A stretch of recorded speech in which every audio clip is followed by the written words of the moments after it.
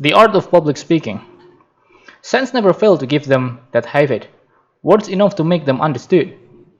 It too often happens in some conversations, as in apothecary shops, that those pots that are empty or have things of small value in them are as gaudily dressed as those that are full of precious drugs. They that soar too high often fall hard, making a low and level dwelling preferable. The tallest trees are most in the power of the winds, and ambitious men of the blast of fortune. Buildings have never Buildings have need of a good foundation that lies so much exposed to the weather. William Penn. Chapter 1. Acquiring confidence before an audience. There is a strange sensation often experienced in the presence of an audience. It may proceed from the gaze of the many eyes that turn upon the speaker, especially if he permits himself to steadily return that gaze. Most speakers have been conscious of this in a nameless thrill, a real something pervading the atmosphere, tangible, evanescent, indescribable. All writers have borne testimony to the power of a speaker's eye in impressing an audience. This influence, which we are now considering, is the reverse of that picture. The power their eyes may exert upon him, especially before he begins to speak. After the inward fire of oratory are fanned into the flame, the eyes of the audience lose all terror. William Pittinger, Extempore Speech. Students of public speaking continually ask, how can I overcome self-consciousness and the fear that paralyze me before an audience? Did you ever notice in looking from a train window that some horses feed near the track and never even pause to look up at the thundering cars, while just ahead of the next railroad crossing a farmer's wife will be nervously trying to quiet her scared horse as the train goes by? How would you cure a horse that is afraid of cars? Grave him in a backwoods lot where he would never see steam engines or automobiles, or drive or pasture him where he would frequently see the machines. Apply horse sense to ridding yourself of self-consciousness and fear. Face an audience as frequently and fear. Face an audience as frequently as you can, and you will soon stop shying. You can never attain freedom from stage fright by reading a treatise. A book may give you excellent suggestion on how best to conduct yourself in the water, but sooner or later you must get wet, perhaps even strangle and be half scared to death. There are a great many wadless bathing suits worn at the seashore, but no one ever learns to swim in them. To plunge is the only way. Practice, practice, practice. In speaking before an audience will tend to remove all fear of audiences, just as practice in swimming will lead to confidence and facility in the water. You must learn to speak by speaking. The Apostle Paul tells us that every man must work out his own salvation. All we can do here is to offer you suggestions as to how best to prepare for the plunge. The real plunge no one can take for you. A doctor may prescribe, but you must take the medicine. Do not be disheartened if at first you suffer from stage fright. Dan Patch was more susceptible to suffering than a superannuated dray horse would be. It never hurts a fool to appear before an audience, for his capacity is not a capacity for a feeling. A blow that will kill a civilized man soon heals on a savage. The higher we go in the scale of life, the greater is the capacity for suffering. For one reason or another, some master speakers never entirely overcome stage fright, but it will pay you to spare no pains to conquer it. Daniel Webster failed in his first appearance and had to take his seat without finishing his speech because he was nervous. Gladstone was often troubled with self-consciousness in the beginning of an address. Peter was always perturbed before talking in public. Blacksmiths sometimes twist a rope tied around the nose of a horse, and by thus inflicting a little pain they distract his attention from the shoeing process.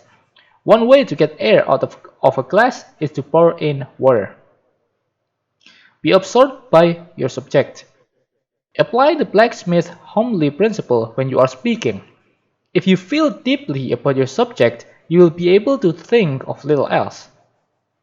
Concentration is a process of distraction from less important matter. It is too late to think about the cut of your coat when once you are upon the platform, so center your interest on what you are about to say. Fill your mind with your speech material and, like the infilling water in the glass, it will drive you your unsubstantial fears. Self-consciousness is undue consciousness of self, and for the purpose of delivery, self is secondary to your subject, not only in the opinion of the audience, but, if you are wise, in your own. To hold any other view is to regard yourself as an exhibit instead of a messenger with a message worth delivering.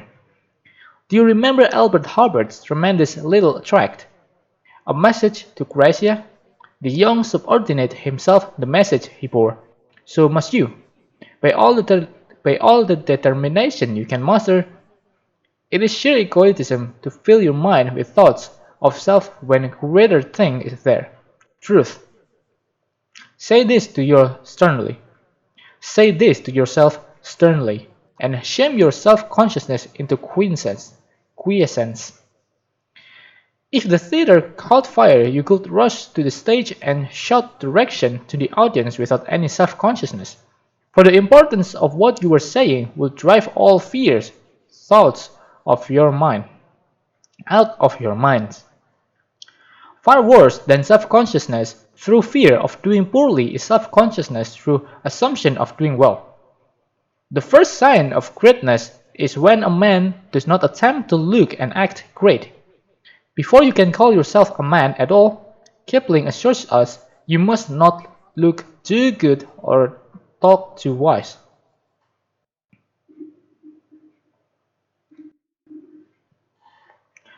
Nothing advertises itself so thoroughly as conceit.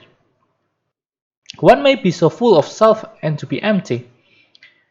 Voltaire said we must conceal self-love, but that cannot be done.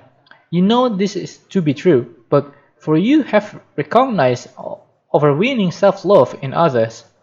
If you have it, others are seeing it in you. There are things in this world bigger than self, and in working for them self will be forgotten, or, what is better, remembered only so as to help us win forward higher things. Have something to say. The trouble with many speakers is that they go before an audience with their minds a blank. It is no wonder that nature, abhorring a vacuum, fills them with the nearest thing handy, which generally happens to be. I wonder if I am do these things right. How does my hair look? I know I shall fail. Their prophetic souls are sure to be right. It is not enough to be absorbed by your subject. To acquire self-confidence, you must have something in which to be confident. If you go before an audience without any preparations or previous knowledge of your subject, you ought to be self-conscious. You ought to be ashamed to steal the time of your audience. Prepare yourself to know. Prepare yourself. Know what you are going to talk about and, in general, how you are going to say it. Have the first few sentences work out completely so that you may not be troubled in the beginning to find words. Know your subject better than your hearers know it, and you have nothing to fear. After preparing success, expect it. Let your bearing be modestly confident, but most of all be modestly confident within. Overconfidence is bad, but to tolerate premonitions of failure is worse. For a bold man many win attention by his very bearing, while a rapid-hearted coward invites disaster. Humility is not the personal discount that we must offer in the presence of others. Against this old interpretation there has been a most healthy modern reaction. True humility any man who thoroughly knows himself must feel. But it is not a humility that assumes a worm-like meekness. It is rather a strong, vibrant prayer for greater power for service, a prayer that Uriah Heep could never have uttered. Washington Irving once introduced Charles Dickens at dinner given in the latter's honor. In the middle of his speech, Irving hesitated, became embarrassed, and sat down awkwardly.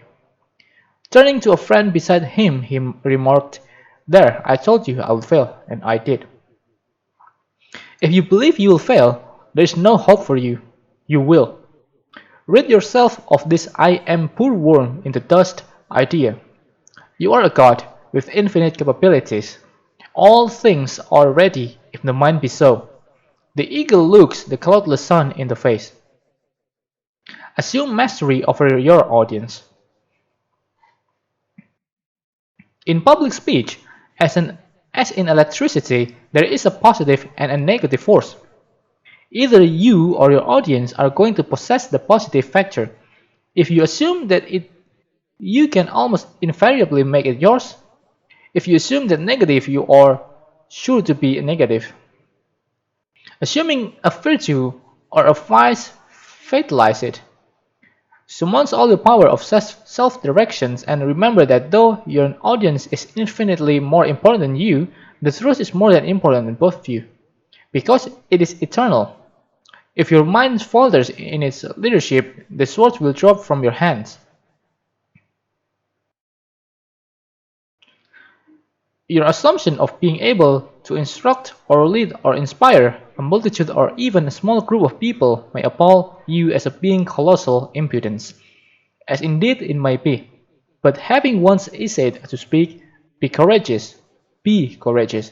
It lies within you to be what you will. Make yourself be calm and confident. Reflect that your audience will not hurt you. If Peter in Liverpool had spoken behind a wire screen, he would have invited the audience to throw over ripe missiles with which they were loaded. But he was a man, confronted his hostile hearers fearlessly, and won them. In facing your audience, pause a moment and look them over. 100 chances to 1 they want you to succeed, for what man is so foolish as to spend his time, perhaps his money, in the hope that you will waste his investment by talking dully? Concluding hints. Do not make haste to begin. Haste shows lack of control. Do not apologize. It ought not to be necessary, and if it is, it will not help. Go straight ahead. Take a deep breath, relax, and begin in a quiet conversational tone as though you were speaking to one large friend. You will not find it half so bad as you imagine. Really, it is like taking a cold plunge. After you are in, the water is fine. In fact, having spoke a few times, you will even anticipate the plunge with exhilaration. To stand before an audience and make them think your thoughts after you is the one of the greatest pleasure you can ever know. Instead of fearing it, you ought to be as anxious as the foxhounds training at their leashes, or race horses tugging at their reins. So cast out fear, for fear is cowardly when it is not mastered. The bravest know fear, but they do not yield to it. Face your audience bluntly. If your knees quake, make them stop. In your audience lies some victory for you and the cause you represent. Go win it. Suppose Charles Martel had been afraid to hammer the Saracen at Tours. Suppose Columbus had feared to venture out in the unknown West. Suppose our forefathers had been too timid to oppose the tyranny of George III. Suppose that any man who ever did anything worthwhile had been a coward. The world owes its progress to the men who have dared, and you must dare to speak the effective word that is in your heart to speak. For often it requires courage to utter a single sentence, but remember that men erect no monuments and weave no laurels for those who fear to do what they can. Is all this unsympathetic, you say? Man, what you need is not sympathy, but a push.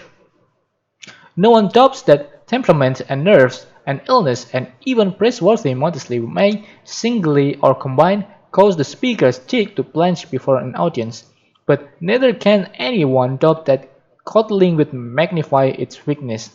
The victory lies in a fearless frame of mind. Professor Walter Dilscout says, success or failure in business is caused more by mental attitude even than by mental capacity. Banish the fear attitude, acquire the confident attitude, and remember that the only way to acquire it is to acquire it. In this foundation chapter, we have tried to strike the tone of much that is to follow. Many of these ideas will be amplified and enforced in a more specific way. But through all these chapters, on an art which Mr. Gladstone believed to be more powerful than the public press, the note of justifiable self-confidence must sound again and again.